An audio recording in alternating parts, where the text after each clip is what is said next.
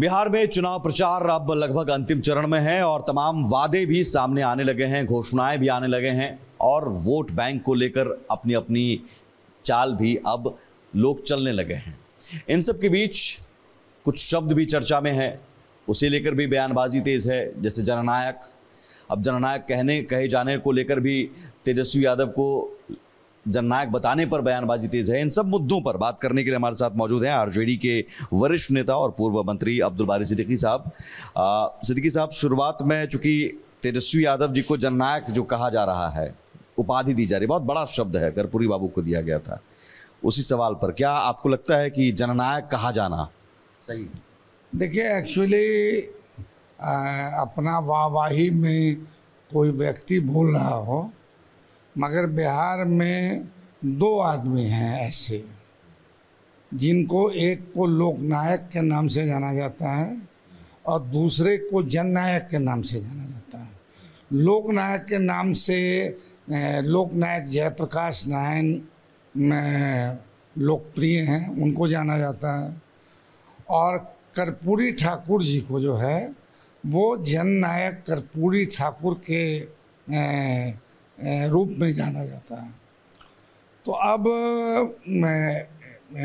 जो तेजस्वी हैं हमारे, वो युवा के आइकॉन आजकल ज़रूर बने हैं, युवा में उनके प्रति उत्साह है, मगर अब कुछ लोग नासमझी में बोल देते हैं जननायक, तो किसी को लोकनायक। मगर अब जैसे लालू प्रसाद यादव हैं, तो लालू प्रसाद यादव को लोग गरीबों के मसीहा के रूप में जानते हैं। तो इनको जो हमारे नेता हैं अभी और जिनके नेतृत्व में ये समझिए चुनाव लड़ रहे हैं, तो सब लोग मानते हैं कि ये युवाओं के जो है आइकॉन हैं। जननायक बता देना ये सही है, क्योंकि वो उपाधि कर्पूरी बाबू को मिली। अच्छा, आप बता रहे हैं कि किसने बोला? बाकायदा पोस्टर भी लगाया गया है, पोस्टर लगाया गया है। असल किसी ने भी लगाया हो तो चाहे बहुत सारी पार्टियां और बहुत सारे युवा जो संघर्ष को नहीं जानते हैं, संघर्ष को नहीं देखा है, बुरे दिन को नहीं देखा है, लालू यादव के शुरुआती दौर को नहीं देखा है कि मुख्यमंत्री के हैसियत से वो दंगा फसाद रोकने के लिए कैसे मोटरसाइकिल से एज ए चीफ मिनिस्टर चल देते थे, तो ये नहीं देखा है। मगर अभी की जो परिस्थिति है, नो डाउट कि यूथ में अभूतपूर्व पॉपुलरिटी बिहार में तेजस्वी प्रसाद यादव जी की है। जननायक कहना सही नहीं होगा आप भाई, हमने पहले ही कहा कि यहाँ एक व्यक्ति हैं लोकनायक, वो हैं लोकनायक जयप्रकाश नारायण, और एक व्यक्ति हैं जननायक, वो हैं जननायक कर्पूरी ठाकुर। क्या कोई दूसरा जननायक हो सकता है बिहार में, आपको लगता है? जननायक से भी बड़े हो सकते हैं कोई, मगर अभी मान लीजिए आपके प्रति जो है उत्साह है, परिवर्तन का माहौल है, और परिवर्तन के नेतृत्वकर्ता के रूप में तेजस्वी जी को जाना और पहचाना जा रहा है। तो मुझको लगता है कि जिन लोगों ने थोड़ा उत्साह में बोल दिया होगा कि साहब ये हमारे जननायक हैं, तो जननायक एक है यहाँ वो कर्पूरी ठाकुर, और लोकनायक एक है वो है लोकनायक जयप्रकाश नारायण, और गरीबों के मसीहा के रूप में अगर जाने जाते हैं कोई, तो वो है लालू प्रसाद यादव। तेजस्वी जी को वक्त लगेगा, कितना वक्त लगेगा? आप कह रहे हैं कि जननायक बन सकता है, तो आपको दिख रहा है तेजस्वी जी में वो क्षमता, वो उनमें संभावनाएं दिख रही है? भाई आप देखिए, इस पे बहुत ज़्यादा टीका टिप्पणी नहीं करेंगे, मगर जयप्रकाश नारायण जो बड़े स्वतंत्रता सेनानी थे और आज़ादी की लड़ाई में अहम भूमिका निभाई थी, और भूदान मूवमेंट के एक बड़े नेता थे, और फिर 1974 का जो छात्र आंदोलन हुआ, और जब वो छात्र आंदोलन जो का नेतृत्व सौंपा गया जयप्रकाश नारायण जी को, तो वही गांधी मैदान में एक बड़ी आम सभा में लोगों ने कहा कि ये हमारे लोक नायक हैं। ठीक है, मुझको लगता है कि तेजस्वी जी भी जो है उनके इसमें कोई ये चीज़ होगी नहीं, और तेजस्वी जी को भी जब पता चलेगा सच्चाई तो वो इसे पसंद नहीं करेंगे। वो खुद को जननायक कहलाना आपको लग रहा है, लेकिन पोस्टर लगा दिया कि वो भी देखे होंगे तो शायद उनको भी अब बता रहे हैं कि कोई आदमी क्या आजकल पोस्टर लगा रहा है, कोई दंगा का लगा रहा है, कोई फसाद का लगा रहा है, कोई अपना वाहवाही के लिए लगा रहा है। आप चूंकि आप सीनियर लीडर हैं, आप सलाह देंगे कि इस तरह की चीजें नहीं होनी चाहिए, मतलब गलत मैसेज जाता है कि भाई जननायक आपको। भाई मैंने तो आप करेंगे उन समर्थक। भाई मैंने तो अपने वक्तव्य में कह दिया आपको कि एक है देश में जाने जाते हैं लोक नायक, वो लोक नायक जयप्रकाश नारायण है, और एक व्यक्ति हैं जो गरीबों के नेता थे, वो हैं जननायक कर्पूरी ठाकुर, और उनको किसी ने दिया नहीं, स्वतः लोगों ने कहना। वो कमाई है, वो एक तरह से वो कमाना पड़ता है, ऐसे नहीं मिलता है जी। यही मैं कह रहा हूँ, सीनियर लीडर जो कि आप लालू जी के साथ रहे हैं और संघर्ष के दिनों के रह रहे हैं, तो संघर्ष से पहले ही इस तरह के शब्दों और उपाधियों का इस्तेमाल ना हो, ये आप अपील करेंगे? देखिए, कोई भी पॉलिटिकल आदमी, संघर्ष से जुड़ा हुआ आदमी, या एवं हमारे आदरणीय नेता लालू प्रसाद यादव या कोई अन्य नेता जो आंदोलन से जुड़े रहे होंगे, वो कभी जो है, या एवं तेजस्वी प्रसाद यादव, वो अपने को पैरेलल में जननायक कर्पूरी ठाकुर के समानांतर खड़े नहीं होना चाहेंगे। जननायक कर्पूरी ठाकुर उनके भी आइकॉन हैं और हमारे भी आइकॉन हैं, और जन जन में वो जननायक कर्पूरी ठाकुर के रूप में जाने जाते हैं। अगर किसी ने भी कहा है तो मुझको लगता है कि उसको राजनीति से बहुत ज़्यादा वास्ता नहीं है, और वाहवाही में उसने कोई बात कह दी है। हालांकि मीडिया को भी अगर किसी ने वाहवाही में अगर ये बात कह दी तो इसको तोपना चाहिए था। ठीक है, लेकिन पोस्टर दिख गया था, तेज प्रताप जी ने भी कह दिया, बड़े भाई हैं, उन्होंने भी कहा कि नहीं जननायक नहीं हो सकते हैं कोई, लालू जी जननायक भले ही हो सकते हैं, उन्होंने ये तक कह दिया। छत्रछाया है लालू जी की, राबड़ी जी की छत्रछाया उन पर है, तेजस्वी जी पर जरूर, हम पर नहीं है, तेज प्रताप पर नहीं है। तेज प्रताप के स्टेटमेंट पे हम कोई टीका टिप्पणी नहीं कर सकते। आपने मुझसे जो पूछा उसका मैंने उत्तर आपको दिया। एक और मुद्दा है सिद्दीकी साहब, प्रशांत किशोर अभी सीमांचल घूम रहे हैं, कटिहार, अररिया, पूर्णिया, वहाँ उन्होंने कहा है कि मुसलमानों को कि तुमको आरजेडी वाले, कांग्रेस वाले डराते थे कि बीजेपी से डरो और हमको वोट दो, लेकिन मैं कह रहा हूँ कि बीजेपी से मत डरो, अल्लाह से डरो और अपने हक के लिए लड़ो। और 30 साल से तुम किरासन बनकर जो लालटेन जला रहे थे, तुम्हारे बच्चों का भविष्य अंधकार में रहा, वो अपने घर को रोशन करते रहे। देखिए, ऐसा है कि हमारी पार्टी में हमारे नेता ने कभी भी अल्पसंख्यक समाज को डराने का काम नहीं किया। अल्पसंख्यक समाज पे अगर किसी भी तरह की मुसीबत आई है तो वो उसके मजबूत संरक्षक बन के खड़े रहे हैं। और देखिए, एक पीढ़ी गैप है। जब लालू प्रसाद यादव बिहार की बागडोर संभाले थे तो यही लोग जो उन्माद की राजनीति करते हैं, सांप्रदायिकता की राजनीति करते हैं, किशोर को भी बता रहे हैं सब, हम नहीं उनकी, अब हम उनका जिक्र ही नहीं कर रहे हैं। अभी हम कहा कि जो लोग करते हैं उन लोगों ने लालू जी के मुख्यमंत्रित्व काल में भी दंगा फसाद का माहौल क्रिएट किया था।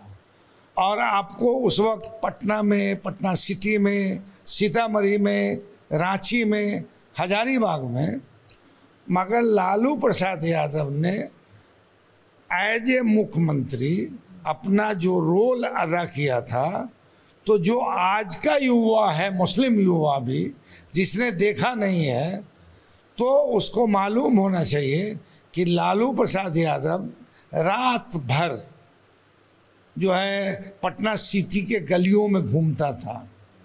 वो रात भर जो है सीतामढ़ी में जो है मोटरसाइकिल से एज ए चीफ मिनिस्टर वो पेट्रोलिंग करता था। रात भर जो है वो रांची में जो है वो घूमता था। तो इसको आप क्या कहेंगे? तो जिस युवा ने वो काल नहीं देखा है, तो उनको लगता है यही फील गुड का माहौल जो है पहले भी था। आपको लगता है कि मुसलमान को अभी एक एहसास दिलाया जा रहा है कि भाई तुम वोट बैंक के तौर पर इस्तेमाल होते रहे हो? चाहे प्रशांत किशोर ये बात कह रहे हैं कि अल्लाह से डरो, या ओवैसी की पार्टी कह रही है कि भाई दरी बिछाने लायक आप लोगों को छोड़ दिया गया 17% वालों को। आरजेडी ने सिर्फ मुसलमानों को वोट बैंक के तौर पर इस्तेमाल किया, ये बात एहसास दिला रहे हैं ओवैसी भी, प्रशांत किशोर भी, यही कहे। अच्छा, अब 90 से लालू प्रसाद यादव मुख्यमंत्री थे, तो उनके काल का जो सांप्रदायिक दंगा कराना चाहा जिन लोगों ने, उसको कैसे नियंत्रित किया था वो आपको हमने बताया।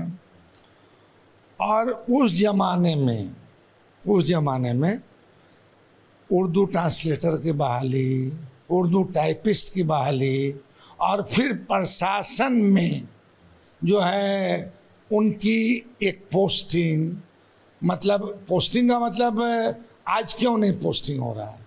आज एक पॉलिटिकल पार्टी जो है अपनी पार्टी में एक मुसलमान को भी उम्मीदवार नहीं बना रहा है, समझा कि नहीं? तो वही लोग वो कह रहे हैं कि हम क्लेम ही नहीं कर रहे हैं, हमें वोट नहीं मिलता है। बता रहे, देखिए ऐसा है कि अब आ जाइए आप संविधान पे।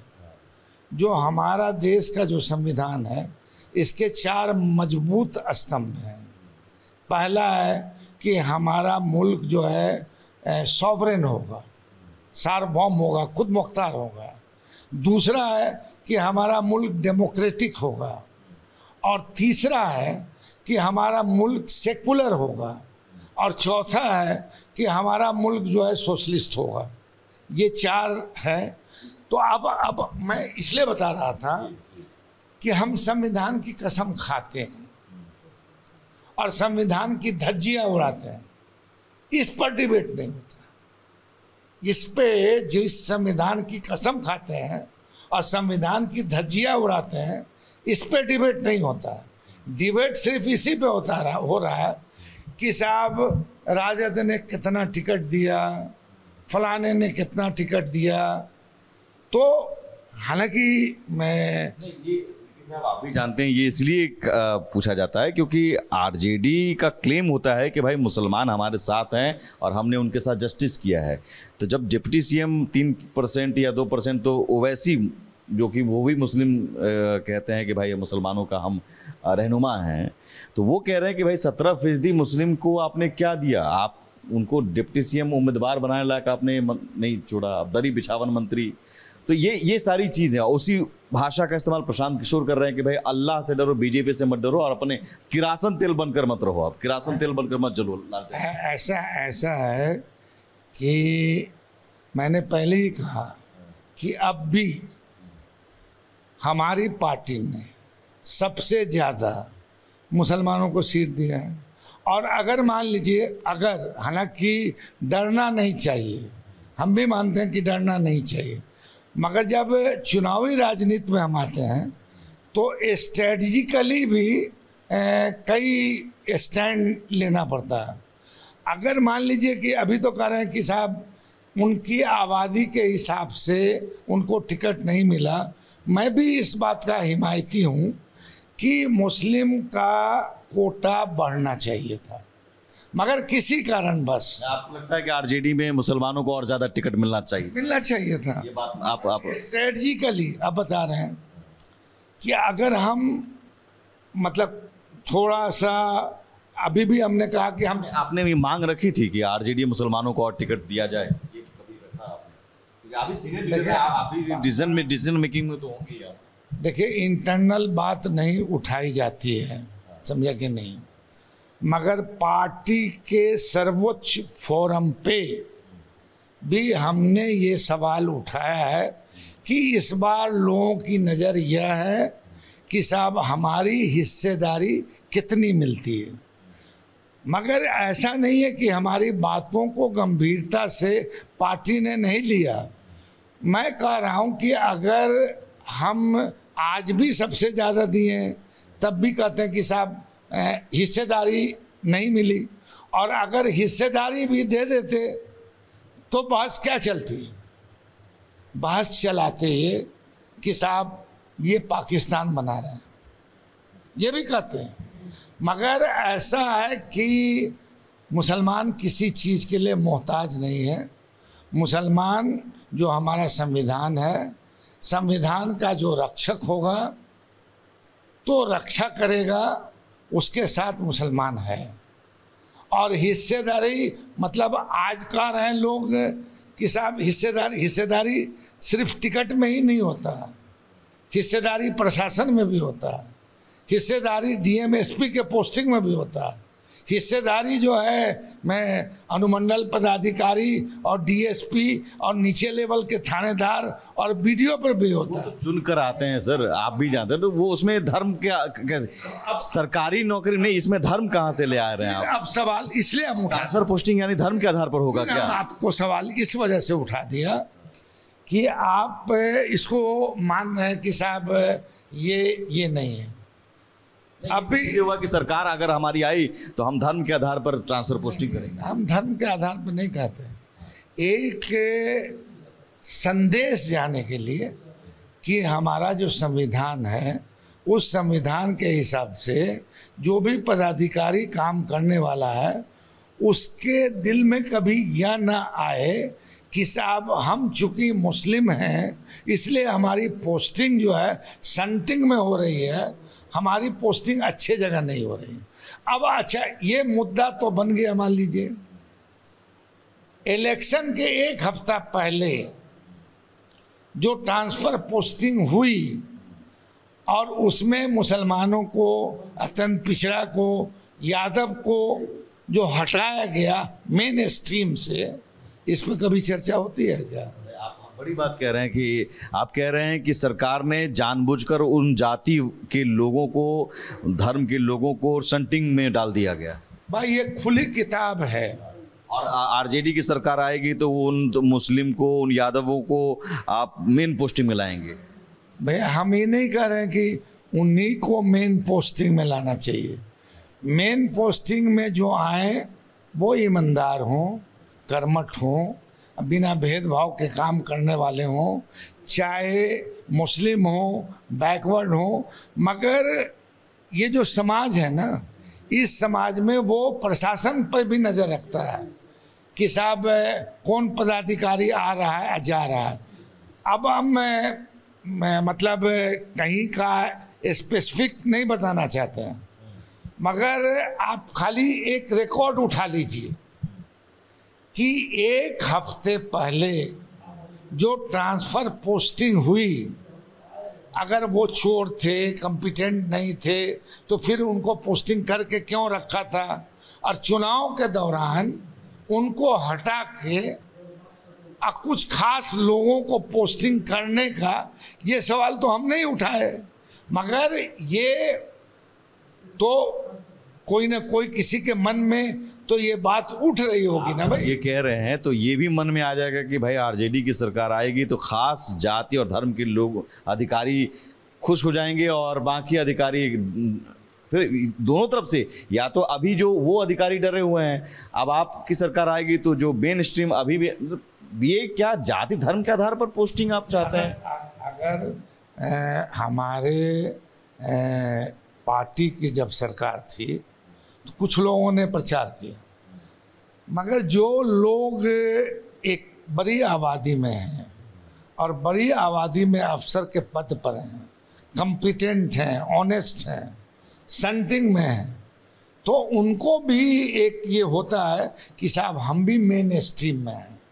मगर मेन स्ट्रीम में आप अगर चुनाव के दौरान उसको हटाते हैं तो आप पे उंगली उठेगी कि नहीं उठेगी, ये बताइए। आप कह रहे हैं कि ट्रांसफर पोस्टिंग में भी आबादी के हिसाब से तय किया जाएगा, क्योंकि अब जिसकी जितनी हिस्सेदारी उस हिसाब से। भैया मैं नहीं कह रहा हूँ कि अच्छा प्रशासन और जो समाज, ये आरक्षण की बात कर रहे हैं ट्रांसफर पोस्टिंग में। नहीं, हम कभी नहीं करते हैं ट्रांसफर पोस्टिंग इनडायरेक्टली कि भाई इनकी आबादी इतनी है तो इनको बढ़िया दीजिए। कभी आपको बता देते हैं कि अब जैसे ये अलीनगर है, समझा कि यहाँ कभी किसी तरह का कॉम्युनल टेंशन हो जाए तो हालांकि चाहे वो अगरा हो, पिछड़ा हो, मुस्लिम हो, हिंदू हो, कोई भी हो, जो भी अच्छे अफसर होते हैं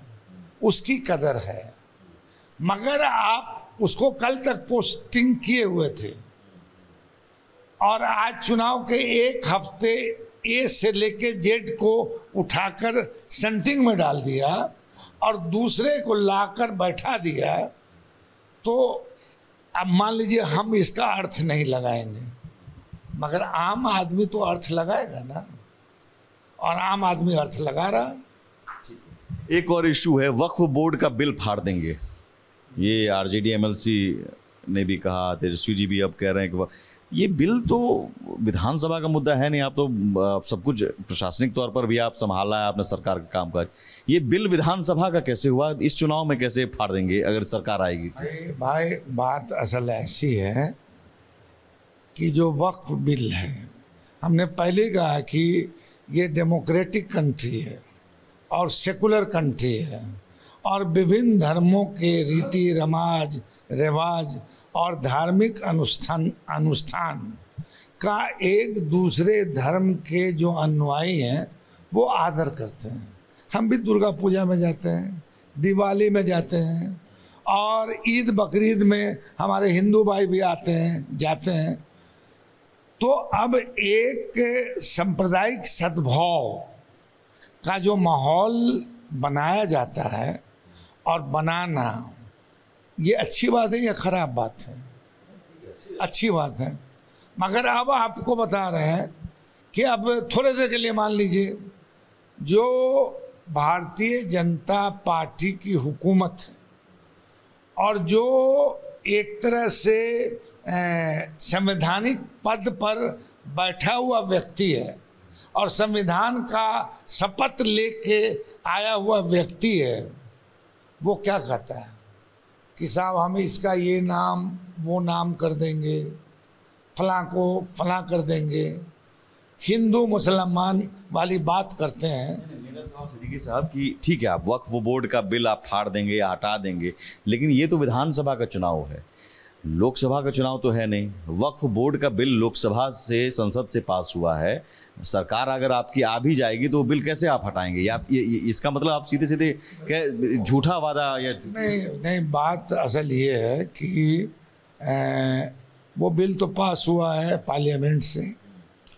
फिर उसके अनुमोदन के लिए, जहाँ तक मेरी समझ है, हो सकता है कि मैं गलत, अनुमोदन की नहीं जरूरत है सर, अनुमोदन की जरूरत है, सेंट्रल एक्ट के तहत जो है, संवर्धित सूची में नहीं है, मगर हम अपने स्टेट में लागू नहीं करें।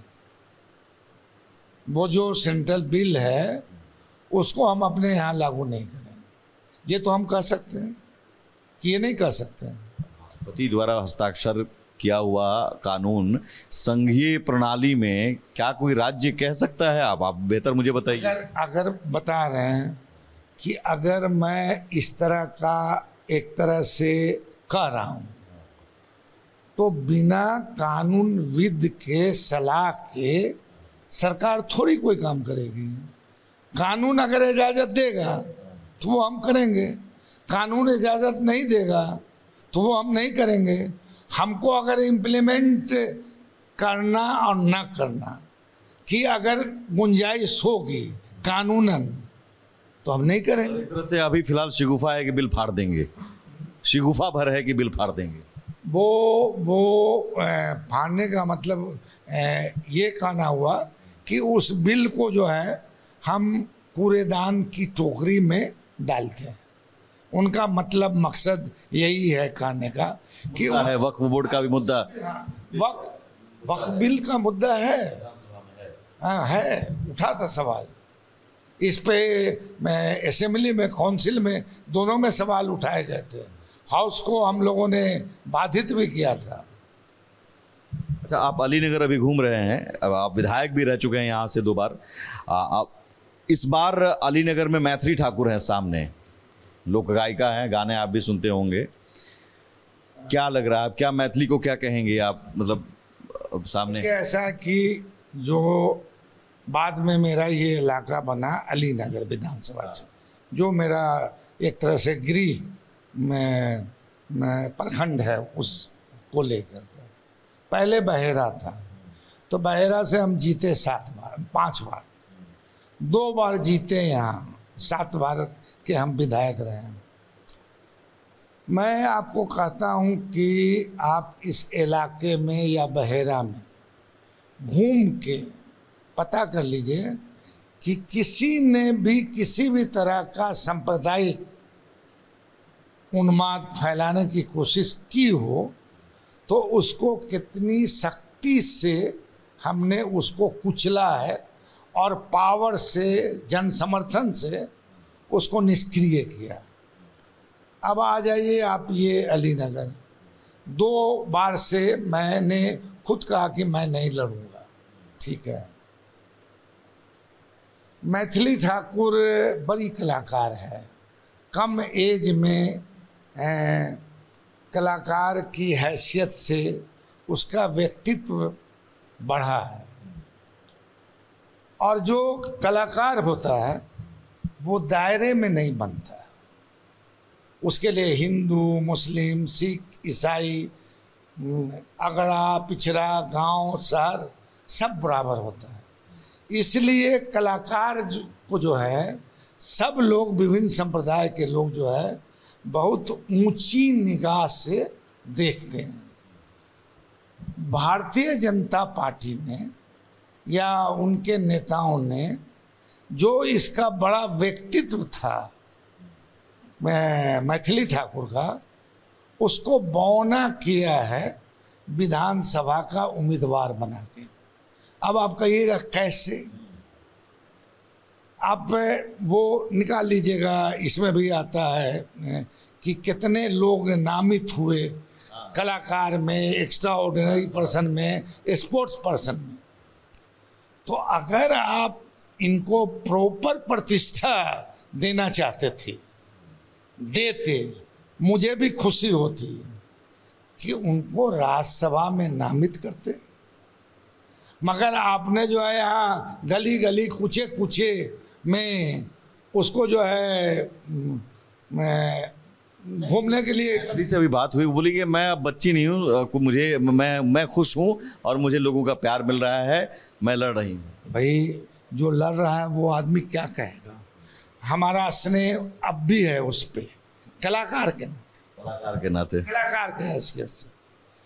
मगर उनका जो एक स्टेटमेंट आया उससे मुझे दुख पहुंचा। कौन सा स्टेटमेंट? जैसे उन्होंने कहा कि अलीनगर को जो है रामनगर बनाएंगे, सीतानगर, अभी बात हुई थी, सीतानगर रख देंगे, ठीक है। फिर कहा कि आदर्श नगर बनाएंगे।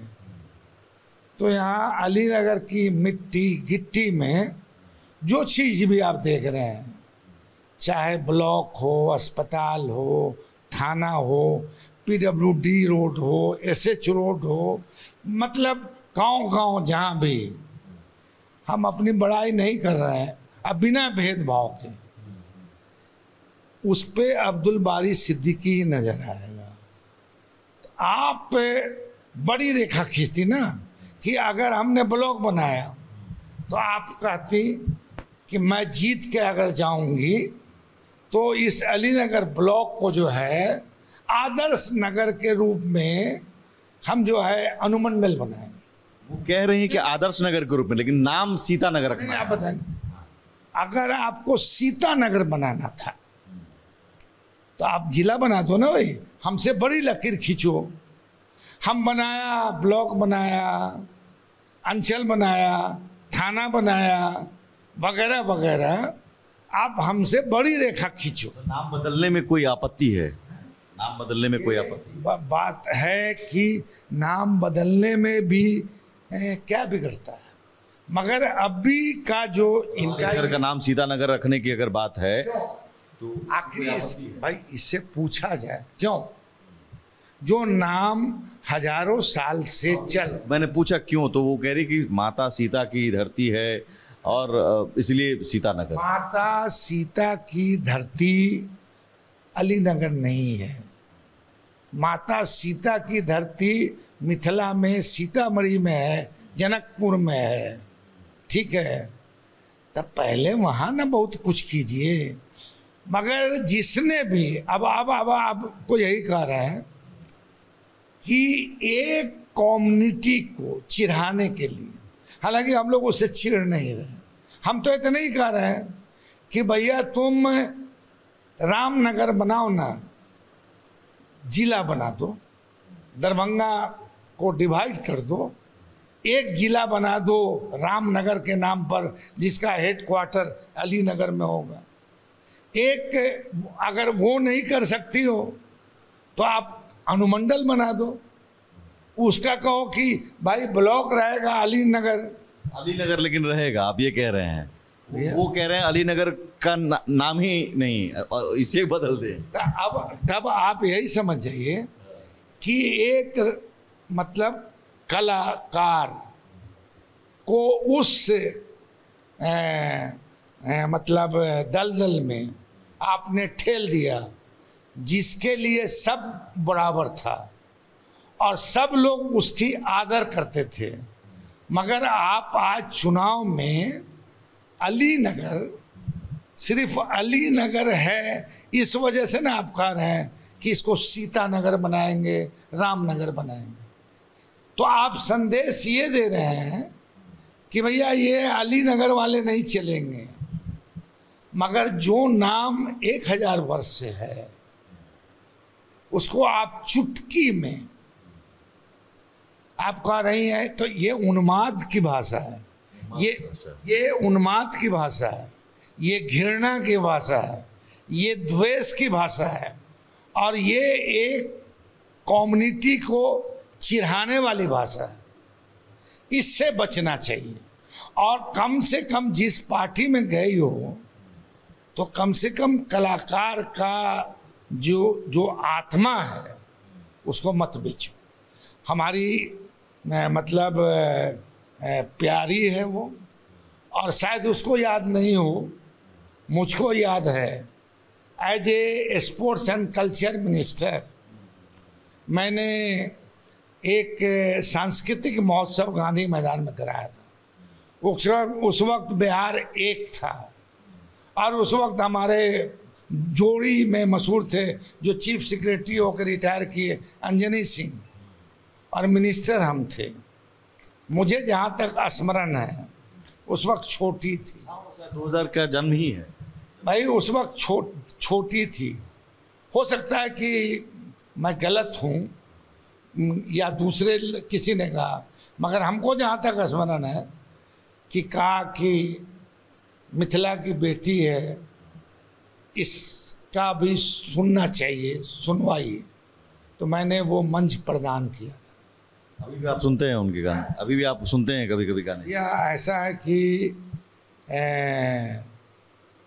कला से प्रेम होना चाहिए, संवेदना भी होना चाहिए, और कलाकार को बिना भेदभाव के और बिना किसी वाद में देखना चाहिए।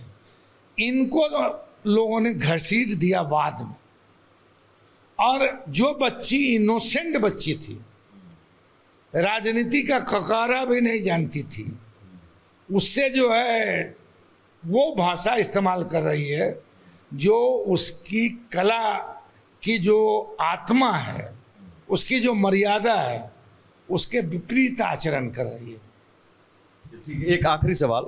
आज घोषणा पत्र जारी हुआ है और घोषणा पत्र में कई सारे वादे हैं, कई सारी घोषणाएं हैं, बिहार को बदलने का दावा भी कर रहे हैं, लेकिन बीजेपी कह रही है कि भाई आपके पिताजी का शासन था, जंगल राज था, उस समय आपने क्या किया वो बार बार वहीं ले जा रहे हैं, बार बार वहीं ले जा रहे हैं।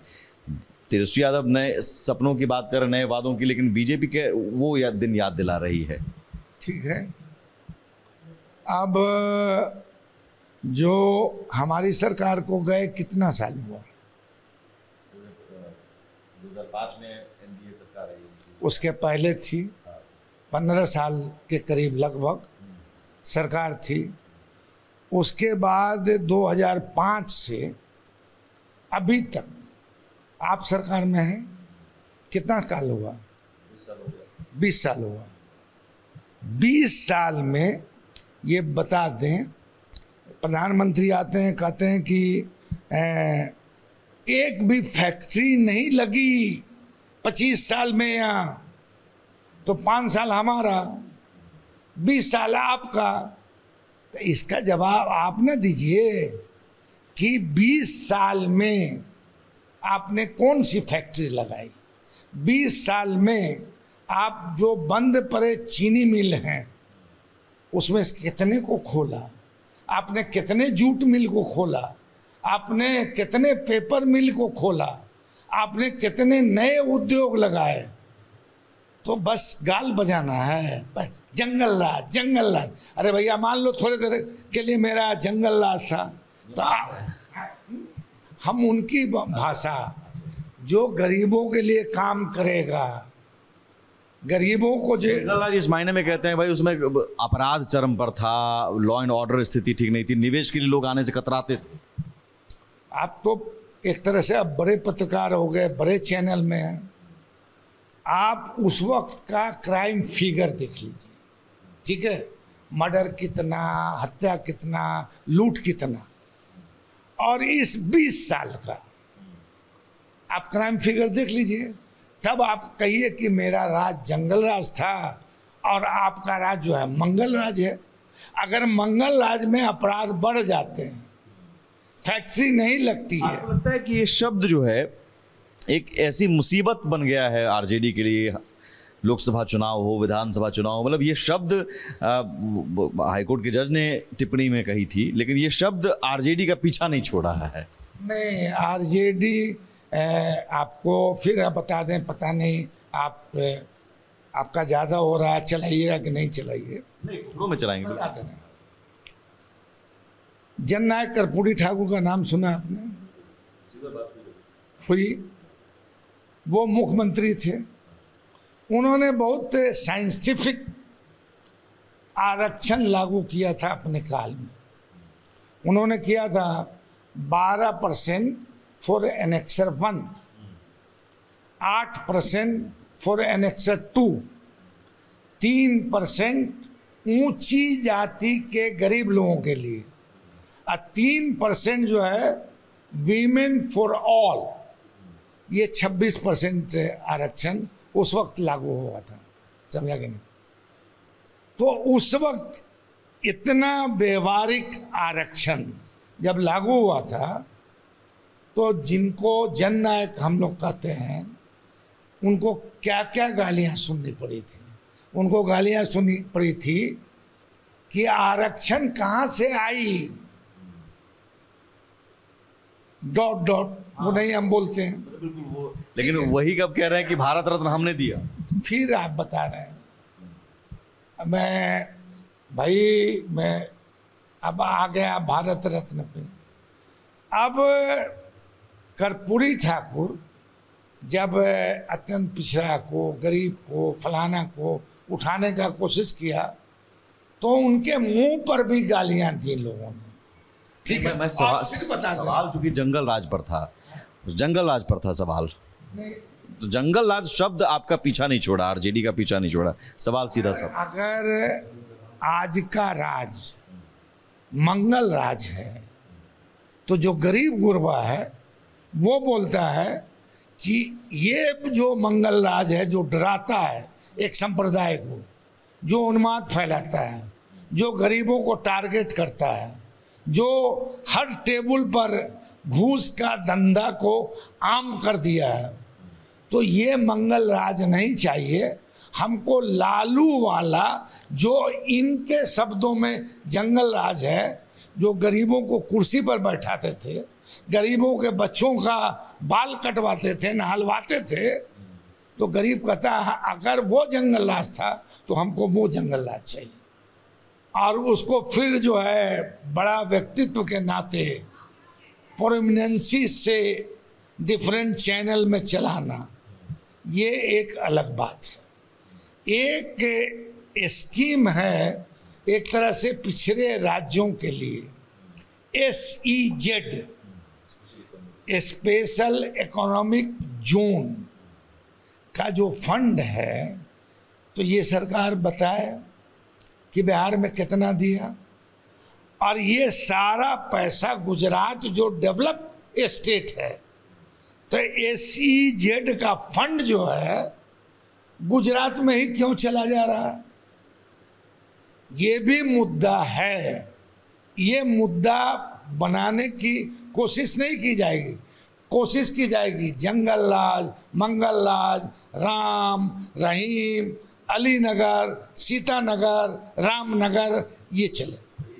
आप आ रहे हैं इस मुद्दे पर, वो आ रहे हैं इस मुद्दे पर, लेकिन लड़ाई चूंकि अब बहुत करीब है, लड़ाई का नतीजा अब जनता सुनाएगी 6 नवंबर को। हाँ हाँ, उनका जो मुद्दा है उससे देश मजबूत। आप ही से पूछ रहे हैं हम सवाल, एज ए एंकल समझिए हम ही हैं, और आपसे हम पूछ रहे हैं, समझा कि नहीं, कि अब ये बताइए कि उन्माद से, नफरत से, घृणा से, द्वेष से, सांप्रदायिक उन्माद से, सांप्रदायिकता से देश मजबूत बनेगा, समाज की एकता बढ़ेगी या घटेगी? मैं जवाब दे देता हूं, और बड़ा अच्छा लगा आप रिपोर्टर बन गए, लेकिन मैं जवाब दे देता हूं सर, बिल्कुल ईमानदारी से। और सांप्रदायिक विवाद और तनाव भी नहीं होना चाहिए, देश तभी आगे बढ़ेगा।